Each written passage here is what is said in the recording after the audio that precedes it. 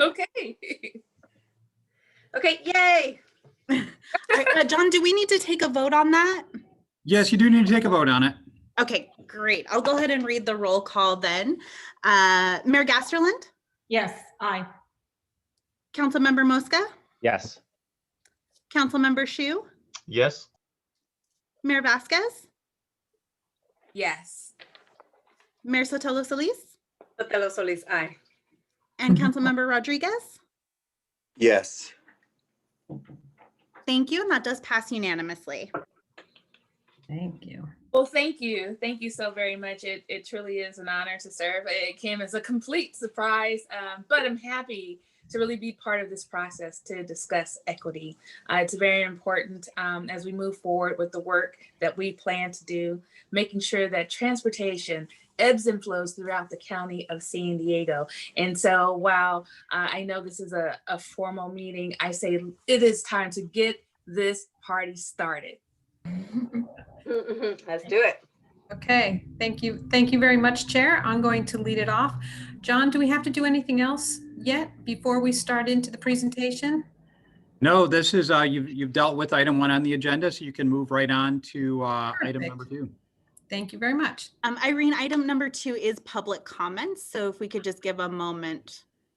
Okay. For some hands. Is this public comments for what is not on the agenda? Correct. This is public comments for items not on the agenda. And just for clarification to the subcommittee, although you are an ad hoc subcommittee, you are not formally subject to the Brown Act.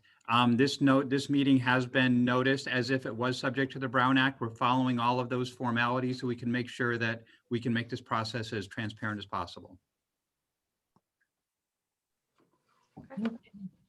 All right, and Chair and Irene, I don't see any hands raised from the public. Okay, so Chair, I'm going to proceed. Okay, thank you very much.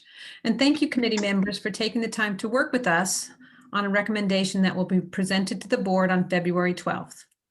Today, I just want to let you know we're going to have 3 short presentations. I'm going to tell you how and why we got here. Colleen Clemenson, Director of Planning, will give us an overview of our outreach, and Dr. Sharon Adams, an expert on equity, diversity, and inclusion, will explain why the equity statements matter. Shortly before the holidays last year, a team of SANDAG employees gathered to write an equity statement that will guide all of our work. We truly believe diversity, equity, and inclusion must be interwoven in our projects, plans, and policies. Writing the statement was really an honor for many of us in light of the heightened awareness brought to the country last summer when we witnessed racism and police brutality against Black people. The resultant Black Lives Matter movement brought into focus the racial inequities faced by many historically marginalized people in our country. Many government and private companies began to reflect and address the unjust ways governments and corporations have treated marginalized communities, specifically Black, Brown, Indigenous, and low-income people. As staff approached the statement, we considered including every protected and marginalized group, but we received feedback that the list of people wasn't comprehensive enough, and some people always felt left out. We want this statement to be read by anyone who will then be able to say, I see myself in this statement. For that reason, staff is recommending draft equity statement 2. Here to speak about the outreach we did to validate that statement is Colleen Clemenson, Director of Planning. Colleen? Thank you, Irene, and good afternoon, committee members and Chair Vasquez. I'm very pleased to be able to share with you the outreach we did with 2 very important working groups that the SANDAG Board of Directors has assembled and have been in place for some time. The first is that on January 7th, the Social Equity Working Group met to review the statement. And we had presented to them Statement 1.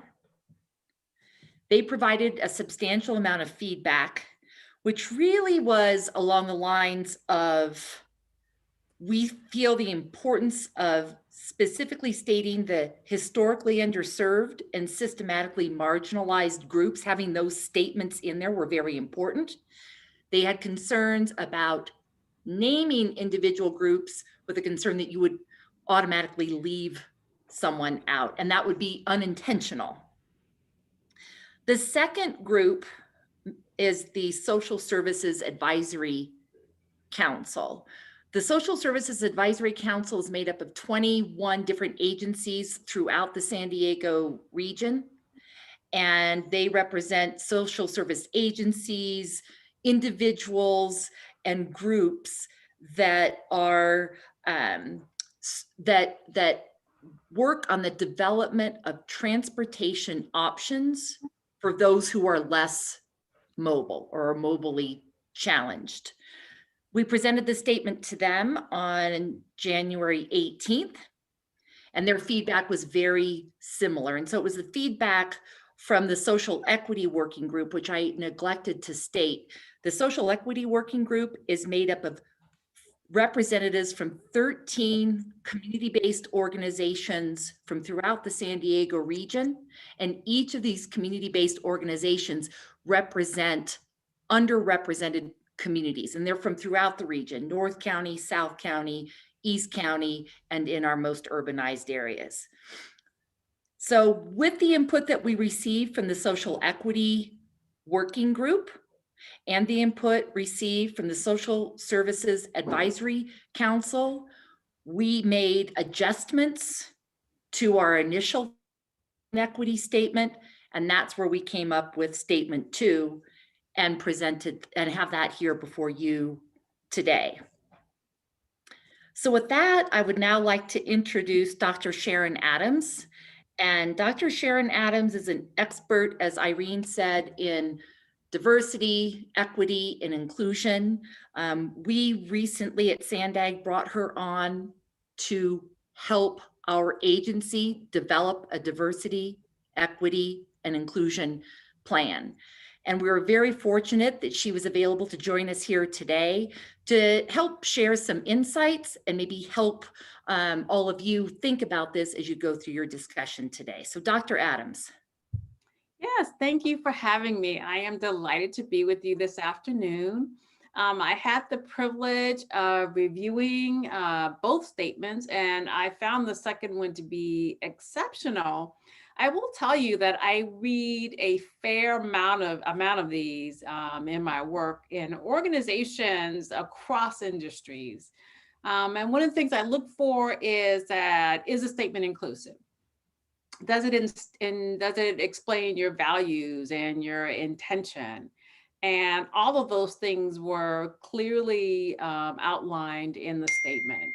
And I would say that when I look at the statement, it would be something that I would write myself. That's how well written it was written, how well written it was expressed. So when you think about an equity statement, one of the things you want to do is compare it to that of a mission statement or a vision statement, right?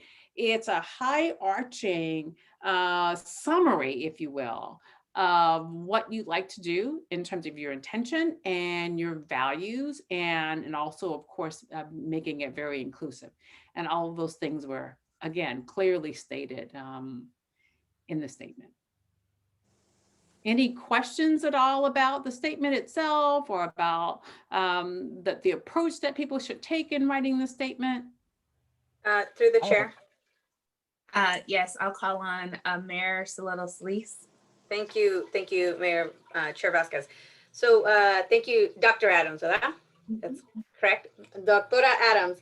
My question is, as we move forward through this kind of the dialogue, because this is already, I want to say, the third brush or take at this statement, I would like to know, when we share or we discuss underrepresented groups, what was the frame or the mindset of the groups of folks that was considered, to be included in that space? Because I think of, BIPOC, Black, Indigenous, people of color, LGBT.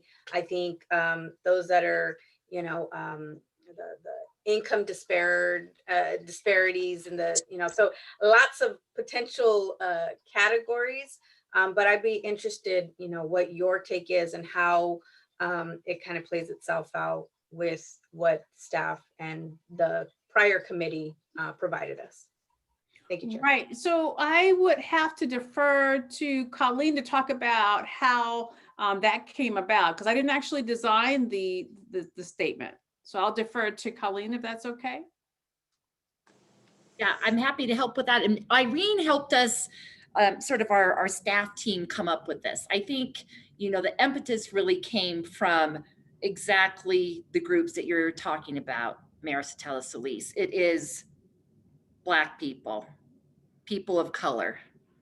People of color include Indigenous people and low-income people. These are historically the communities that have been marginalized, underrepresented.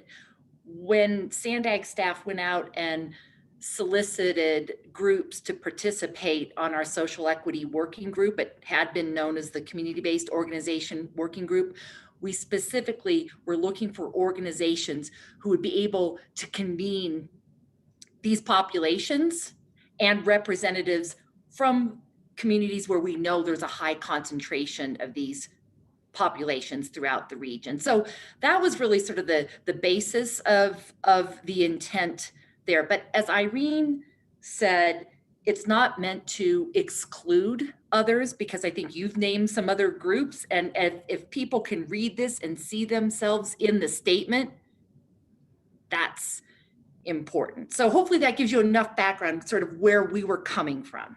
Yeah, and one last question there, Chair, then. I think it's important that we be specific, that we be intentional.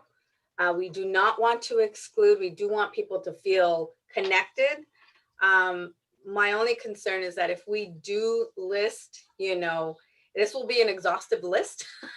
And if we do miss one group, the left-handed, brown-haired, whatever X is, then it'll be like, oh, so Sandag doesn't see me as part of that group that needs to be included. So that's why I think as we look at this equity statement, it has to be purposeful, and we need to use that lens, but it can't be so broad that, again, like that peanut butter sandwich analogy I used, and somebody texted me, we want a really good PB&J sandwich. So we don't want it to be so thinly veiled that, it misses truly the point of what we're trying to get at. So finding that and striking that balance is extremely important. So Dr. Adams, I guess I would just ask, I know, so then you have seen both statements? I have seen both statements, and to your point, one of the challenges with creating what we think is an exhaustive list is that it may only be exhaustive today, right?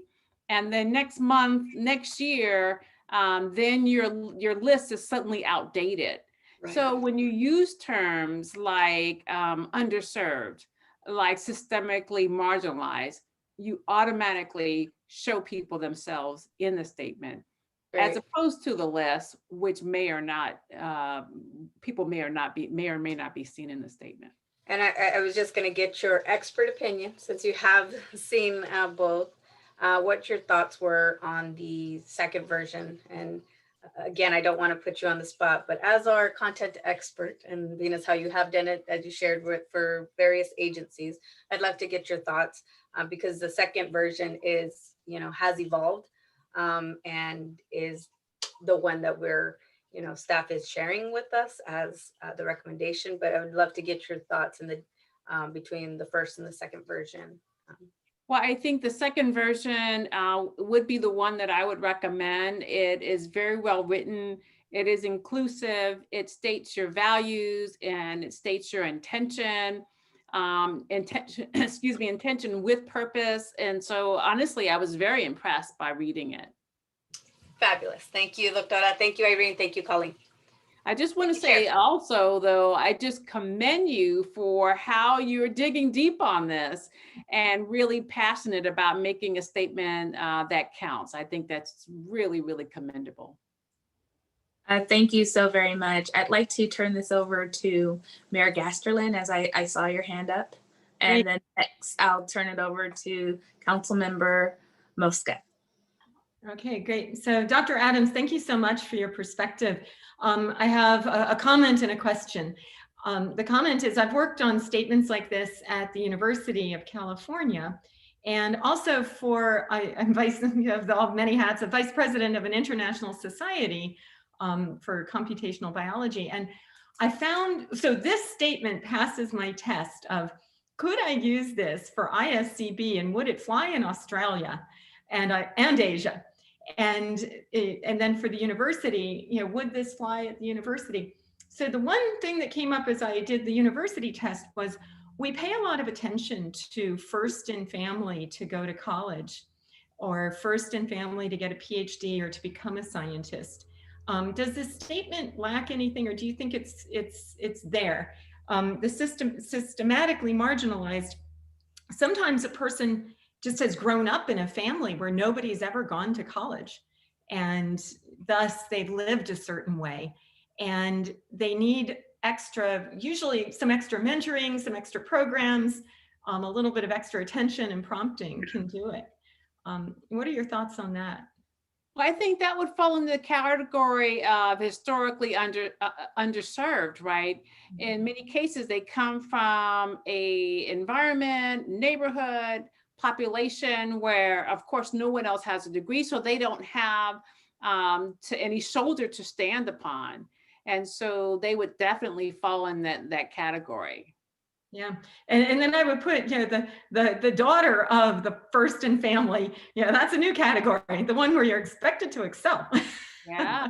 and that's a little bit of a joke, but it's, to the sense of, when we try to list, we always leave someone out. So Colleen, I commend having found a way with these adjectives to get these categories. It really is a timeless, internationally applicable statement. Yes, I agree. Thank you. And Councilmember Mosca.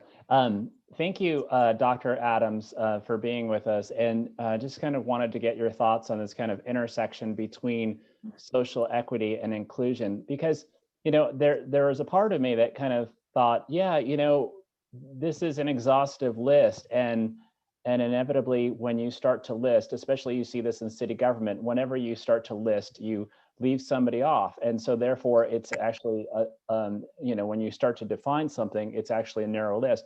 But here we're talking about social equity. And the idea of inclusion too is like, yes, we want to, everybody is welcome. Everybody's welcome at the table. Everybody's included in our society. But social equity, we know, based on data and what we see with our own eyes, that there are communities in San Diego region that have historically been marginalized, historically have been disenfranchised. And so, so can you talk a little bit about, the place of inclusion? Yes, I want to include everybody, but is that, so when we talk about social equity, is social equity about including everybody? Do all Black lives matter? I mean, do all lives matter when we're talking about BLM? So where is it, why in a social equity statement do we have to include everyone? Right, great question. Thank you for asking that. So when you look at historically underserved, and when you look at systemically marginalized, it's very different from all lives matter, because when you think of all lives, would all of them fit into the category of being historically underserved? Would they all be systemically marginalized? And that's where we separate the two, right? So yes, my physical life matters, right? There's no question about that. But when we look at the social inequities and the atrocities, if you will, that many people in these populations have experienced then we really cannot compare them to all lives in that respect. Does that make sense? It does. I guess there, when I look at this, there's a hesitation on my part to move away from just a general statement. When we're talking about social equity, we know that there are certain communities that have been historically underserved and underrepresented and haven't been at the table. And so why not say that? Why not say that? Why am I going to back away from that and put together a general statement? I'm fine with this the second statement, especially if it's gone through all of the iterations and a lot of people have bought off on it. I'm fine. Although I would say to Hassan and other folks at Sandag that then it's up to you in the next step, because now we got this overarching statement that's kind of neutered. You know, it's a bit neutral. And so now it's up to you to really say, what does that mean? Who are the folks that we're aiming, you know, specifically and strategically, who are the communities that we want to engage and to include because they've historically been left out?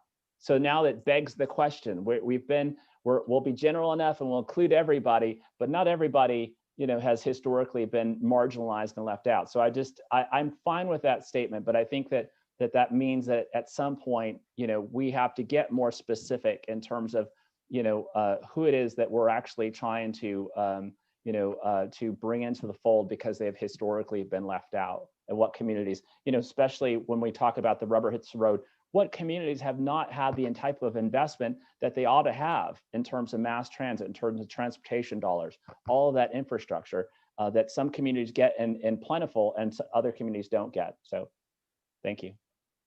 If I may, Chairwoman, Madam Chair. Yes. Thank you, Councilmember Muska. Good to see you, as always.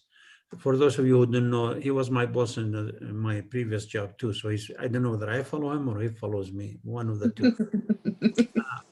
But let me just say, I appreciate the comments I'm hearing from you, our Mayor Alejandra Solis, Mary Tarkasland. These are great comments, but you know, being in this business for a while, statements are statements. It's the action that follows that matters. Mm-hmm. Yes.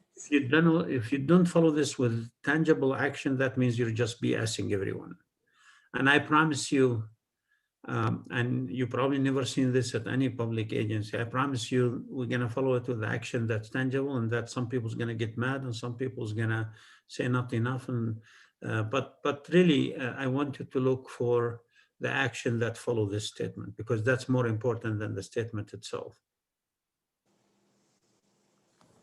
Thank you so very much. I'd like to check with Councilmember Shu regarding comments as it relates to Statement 2 and perhaps Statement 1. Well, my motion was for Statement 2 at the Sandag board meeting last Friday, so you know where I stand between the two. And as we listen more of the discussion as to why we want Statement 2 versus 1, it just confirms my thoughts on that. And I have even greater appreciation for the development of Statement 2 and the language. I think it's important to have terminology like systematic marginalized groups. You know, we're dealing with huge systems and a long history, and we know that society hasn't been able to fix these problems, so it is going to be a real challenge. To move things along, we haven't heard from Christopher from Oceanside yet, but I hope we can include him and then move quickly towards selecting which of the two drafts we want to work on. So I can introduce another topic on, or discussion with regards to, do we want to include any language with regards to economic equity, and have a little discussion on that.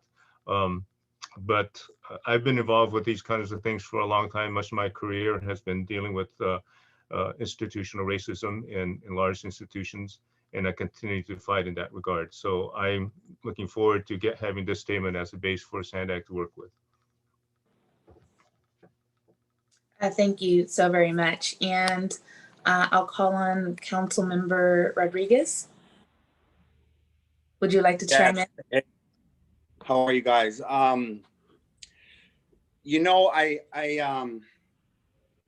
agree with a lot that everyone is saying. I know that historically there are clearly marginalized communities. You know, our Black communities in our history have been, you know, largely marginalized.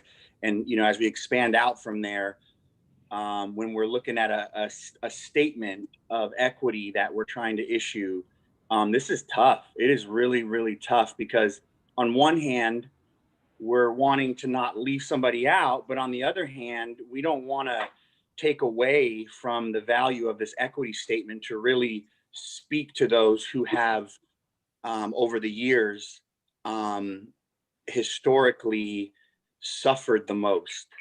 And we're trying to balance it all out. And I appreciate that a lot of action is going to come from this. I'm unsettled on, you know, how to respond to this. So I think as a worst case, we go with staff recommendation, but I think something needs to be done with respect to really focusing on those marginalized communities that have, you know, suffered the most in America here. And I think, you know, this statement is going to speak volumes to those communities. Thank you so very much, Councilmember Shu. I just would ask Christopher, what do you suggest then? Because we really want to move forward. Do you have a solution for your concerns? No, I don't. I've actually had several conversations with, you know, family and close colleagues and individuals that are in those marginalized communities, and they've you know, given me feedback on this, and I've showed them the statements, and you know, they're okay with staff's recommendations, but the constant message I've heard is, you know, it's not enough, I think, is the theme, and I don't know the answer to it, but I'm like I said, I'm fine with it. Everybody doesn't have the same struggle. You know, but everybody doesn't have the same struggle. Thank you so very much. And I'll turn this over to Ekrada. Yeah, and Councilmember Rodriguez, I really do appreciate your comments. And as I was responding to Councilmember Mosca, I'll tell you the same. I understand what you're hearing from your colleagues, but I also want you to know, hold us to the fire in terms of implementation, how we move forward. And I think once you see the criteria that we're going to be developing moving forward, how we judge our projects and programs, you're going to see exactly what you're talking about. And this is exactly what I told Councilmember Joe Mosca, same thing, judge it by the action once we move this forward. But I appreciate your interest and your participation in this, Councilmember Rodriguez. And Mayor Chair? Yes. Oh. If I may, one of the things that I think we're also trying to accomplish that we may not have as clearly articulated is having a statement that's short and powerful. So I think both of these met, you know, that short and trying to make it as powerful as possible, because you're right, there is so much more that needs to be said, Councilmember Rodriguez. And so that's where, and there will be lots of opportunities for the board to help weigh in. We're going to be bringing a social equity framework forward for the regional plan. We're going to put a lot more detail there.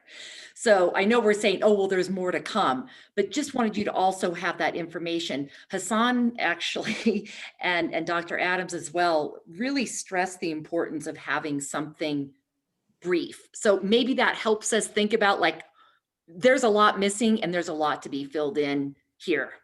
So thank you, Chair, for letting me make that statement. Yes, and Mayor Solis. I know you haven't had a chance to share your thoughts there, Chair. I just wanted, I don't know if you wanted to give your thoughts before I give mine, because then we're going to be going the second time around, and I don't know if you wanted to give your thoughts first. I'll actually pass it forward to you, and Okay. I'll make my comments. I will catch it and I will run with it. Yeah. I just wanted to say that some of the things that we, to Director Grata's point, there are measurement tools that can help guide us. You know, we have the CalEnviro screen. We have, I believe there's a Healthy Maps where it shows us where some of the most polluted communities, you know, that are impacted. Again, the CalEnviro does that. So I think there's measurement tools that we can use to compare against our social equity statement to say that this is aligned to what we are wanting to do, especially given that our focus is transportation and getting people, you know, lowering our greenhouse gas emissions, making our smart development. So with that, I think, Colleen, as you mentioned, you know, the future is for us to, you know, have more of the implementation and the details in the next rollout plan for that staff will be providing us as the board of directors. I think that's essential that you use those existing litmus tests that we within our own councils use within the nonprofits and what have you to make sure that those regional and those underrepresented or underserved groups are reflective and it's statistically shown. It's not just like, oh, random community because of population or this, no, or we're using COVID-19 numbers, you know, that the county has provided, or we're using, you know, the financial impact of the job loss that, you know, XYZ. So I'm glad to hear that. And so with that, I would like to move that we move, I would like to motion that we, can you put up the statement back up there, staff? So I could read it into my motion. I make a motion that we move with the working draft number 2 for our commitment to equity, and I will not read the entire thing unless you want me to. But working draft 2 for recommendation to our full board. And I believe it also included Mr. Shu's economic. Jack, did it include any of your impact, the economic component? I know that was part of your motion, the discussion earlier. No, it does not. No, I would suggest a friendly amendment to your motion that at this point we just select draft 2 to work with, and we can now have a discussion later on whether or not to add any additional verbiage. But if we go to select draft 2, they'll get that out of the way, and then we can deal with any additional edits that I'm going to suggest. Or maybe we just hold off on a motion. It sounds like yeah, I'd rather then I would, and through the chair, I'd rather like. I was wanting to move it forward, but if Jack, you're looking to add anything, this is where we would want to have it, you know, edit anything. And I would love to see where you would want to put the economic component in, if there's a specific sentence. So that way, as Sure. part of, you know, moving forward, we give a whole bundle to the board. This is the one thing that we wanted to add. Correct. Yeah. Well, I'm sorry. We didn't get the Mayor Vasquez's comments yet, so maybe we should get that in as well.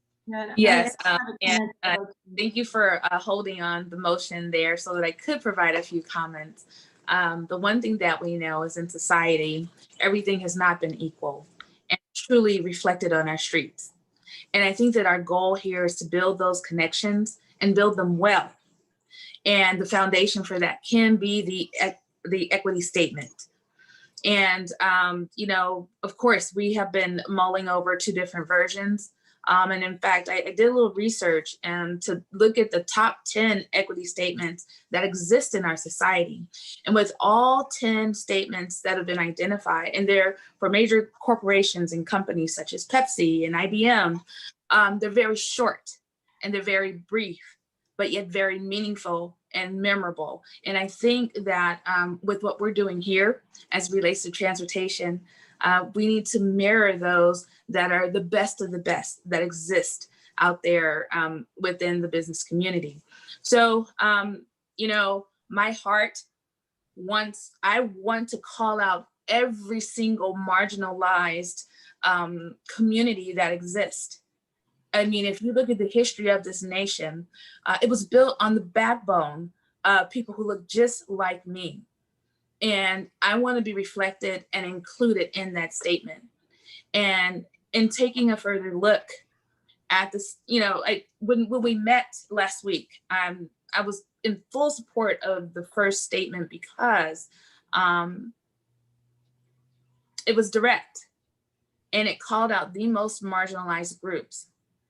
But I see the big picture here where we could perhaps use some very meaningful words, but I think that further definition of those words as they relate to transportation, but also the people that we serve, that's necessary. And perhaps that is not part of the statement, but the information will exist. Ultimately, it's up to staff to decide where that information is housed. But I think having a statement that's very meaningful, that's very memorable, but a statement that STANDAG is committed to upholding is important. Just know that what we put together today is not the end all. This is just the start. And we can always come back to the table and modify to fit the needs for future generations. So those are my comments in this moment. I know that Jack Shu has some modifications that he would like to make to the statement. But in this moment, I can support statement 2. Thank you. And I'll turn it over to Jack Shu.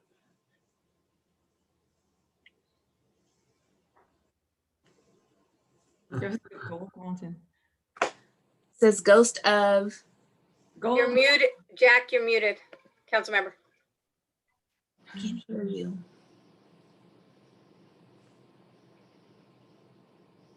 You're still muted.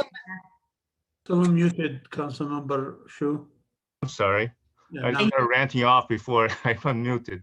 Yes, when you start naming, you're going to leave people out. I'm not in the in statement 1. One of the most critical group workforce that built our transportation system. So that's real. I think a real critical issue.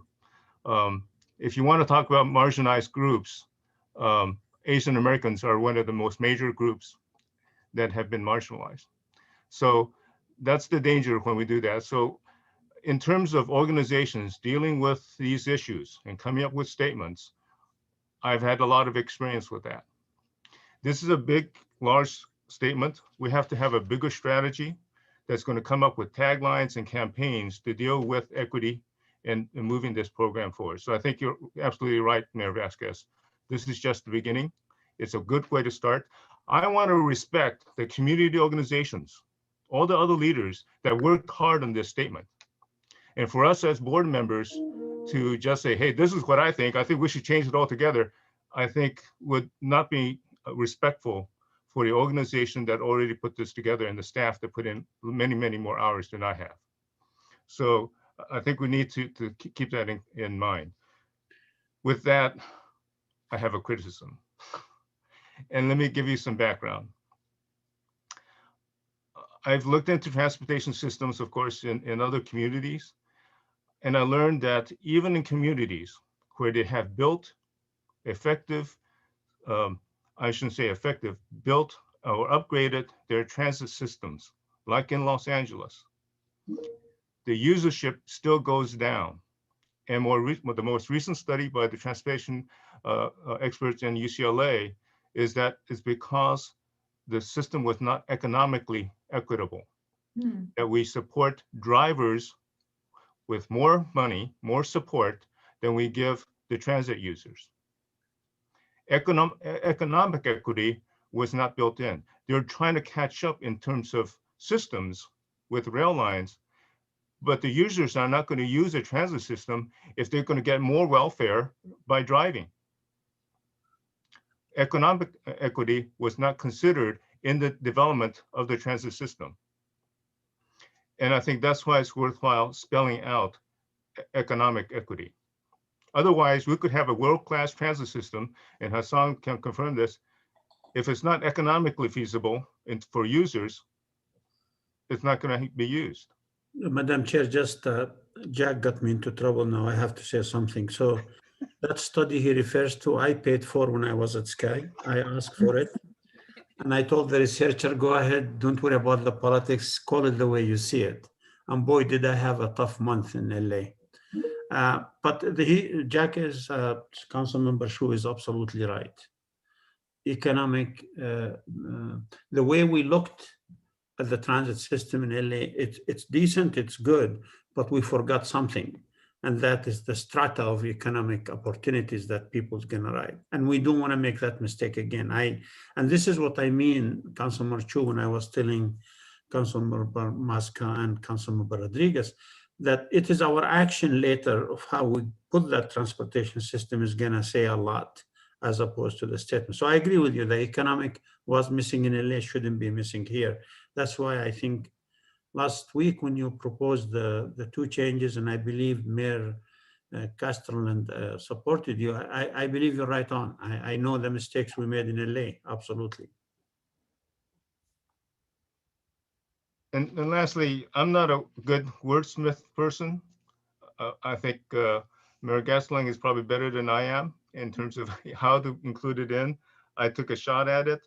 I'm certainly open to any other methods of inserting some ideas about economic equity into statement 2, because that is not my expertise in terms of wordsmithing.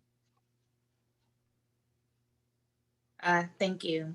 If I may ask the staff to put the statement with Mr. Councilmember Shu's changes just in front of the members so they can see it, if you have it. We're working on that now. Okay. Maybe I can pipe up. Thank you. I do see Councilmember Rodriguez's hand up. Yes, thank you. I appreciate Council Member Shu's comments, but I do just want to point out that, especially up here in North San Diego County, where we have a large population of marginalized users of our transportation corridors, is we're not LA up here. You know, we're not downtown San Diego. They have to drive to work, they have to use the roads, and that infrastructure and the economic dynamic isn't just on ridership. That also needs to be considered when we're improving our roads so that individuals can make it to work safely and on time. Thank you. Thank you so very much. And as I do not see, oh, yes, Mayor Gasterlin. Yeah, I want to say three things. First, I want to validate Councilmember Rodriguez's sense of hesitation, that, you know, it's actually never enough, that whatever we do, there's always more to do. And so that's the first. The second is a framework that I've seen used well to help guide thinking and to guide being okay with that feeling of it's not enough yet, it's still not enough, is to think of it as the vision and values, which is what we're doing here. And Dr. Adams said it well. Our statement is seeking to make clear what are our values. And then the second part of this is exactly what Chair Ikrada has talked about, the goals and the priorities. What are the actions? Because the actions are what occur because we've committed to our fulfillment of our values. But then the third part, Mr. Ikrada also talked about, and that's the assessment and adjustment, to assess and adjust where we are.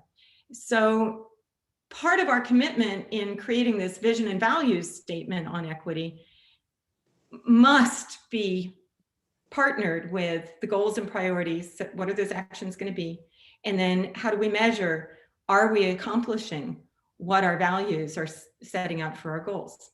So that's the second thing. And then the third is this, I want to drill down a little bit on the economic equity, because, you know, I like definitions, and so I've been looking for what is a standard or accepted definition of economic equity. And I found several, and they really range. So I would hesitate to simply put the phrase economic equity into a statement without somehow bounding it or framing it so that it says what we want it to mean. So one definition is economic equity is defined as the fairness and distribution of economic wealth, tax liability, resources, and assets in a society. And that definition doesn't meet what I'm hearing Councilmember Shu say, which is much more seeking economic equity.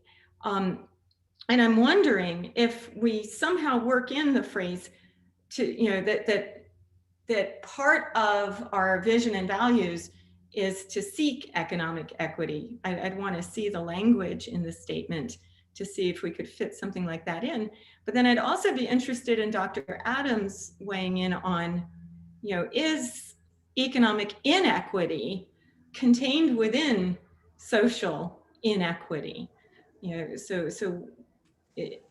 is there a definition of economic equity or economic inequity that we might want to be aware of and work with? So we do want to be careful. We don't want to misstate or add something that will just backfire at us. Quite often these edits and changes do backfire. Dr. Adams?